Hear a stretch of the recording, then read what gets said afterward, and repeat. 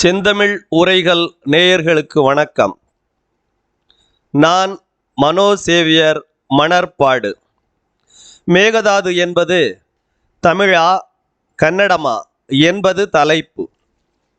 மேகதாது என்பதன் உண்மையான வடிவம் என்ன, அவ்வுண்மை பெயரின் பொருள் யாது என்பது குறித்து செந்தமிழ் உரைகளில் உரைத்து உண்மை காண்போம் வாருங்கள்.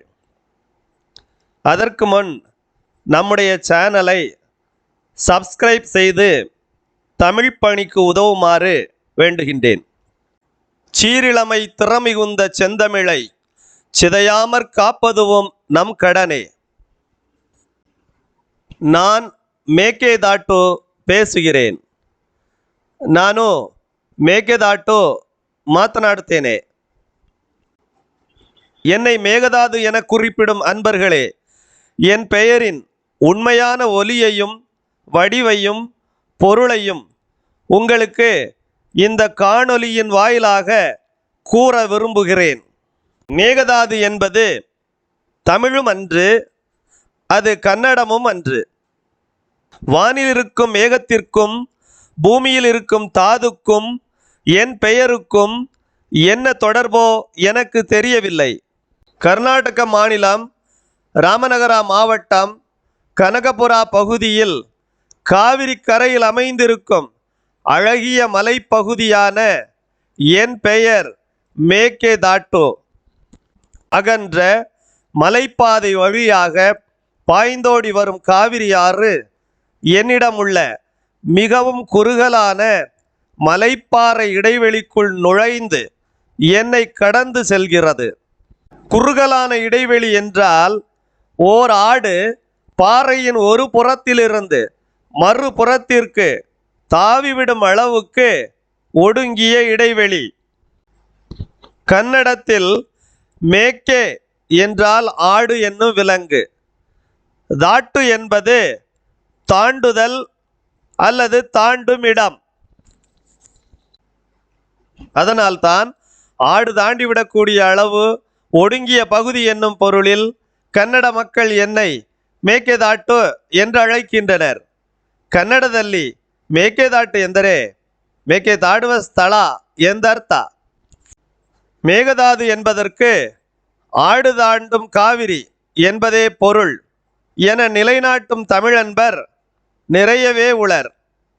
மேகதாடுவ காவேரி என்று இருந்தால்தான் அது ஆடு தாண்டும் காவிரியாகும். வேண்டுமானால் ஆடு தாண்டும் காவிரி என குறிப்பால் பொருள் உணர்த்துவதாக கொள்ளலாம்.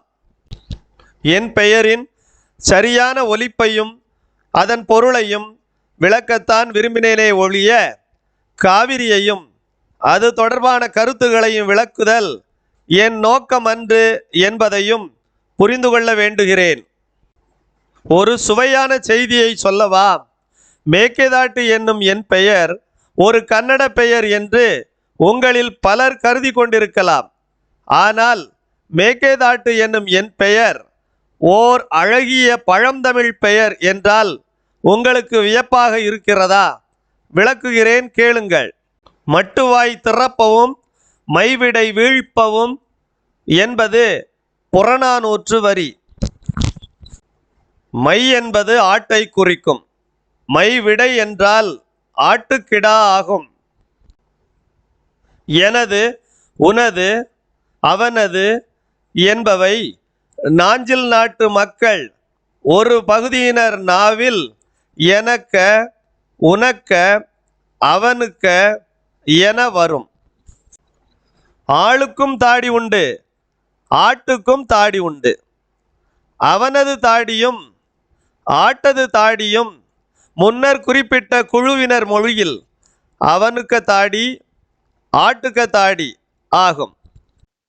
புறநானூற்றின்படி ஆடு மை என்றால் ஆட்டுக்க தாடி என்பது மைக்க தாடி என்று ஆகும். பேச்சு வழக்கில் ஐ என்பது ஏ ஆகும்.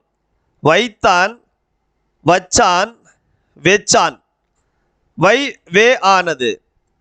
தைத்தான், தச்சான், தெச்சான் தை தே ஆனது.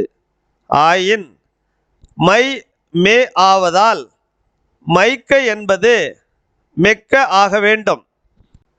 அதே பேச்சு வழக்கில் ஏ என்பது ஏ ஆக நீளும். சிவப்பு செவப்பு ஆகி சேப்பு ஆவது போல எழுந்திரு எந்திரி ஏந்திரு என்று ஆகும். ஆவது போலவே மெக்க என்பது மேக்க என்று ஆகும். இப்படியும் கொள்ளலாம். கூ என்பதால் குயில், கா என்பதால் காக்கா. ஆடு மே என கத்துவதால் அது மே ஆகும். அந்த மேவுக்க தாடி மேக்க தாடி ஆகும். மேலும் மே என கத்தும் ஆடு மேய்வதால் ஆட்டை குறிக்க மேய் என்றும் கூறலாம். நாவை தொங்கவிட்டதன் பெயர் நாய். மேய் என கத்தி மேய்வதன் பெயர் மேய்.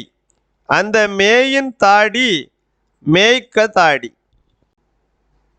ஆடு ஆறாம் வேற்றுமை உருபு ஏற்கும் போது ஆட்டது என வரும். மேலும் ஆட்டுடைய ஆட்டினுடைய என்றும் வரும். ஆனால் நாஞ்சில் நாட்டு தமிழில் அது க ஆவதால் ஆட்டினுடைய என்பது ஆட்டுக்க என்றாகிறது.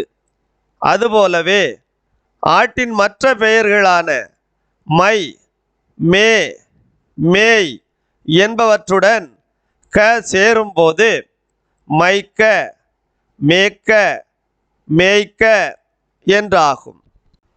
க என்னும் ஒலி தமிழில் உண்டு, அதற்கு எழுத்தும் உண்டு. ஆனால் க என்னும் ஒலி உண்டு, ஆனால் அதனை எழுத இயலாது.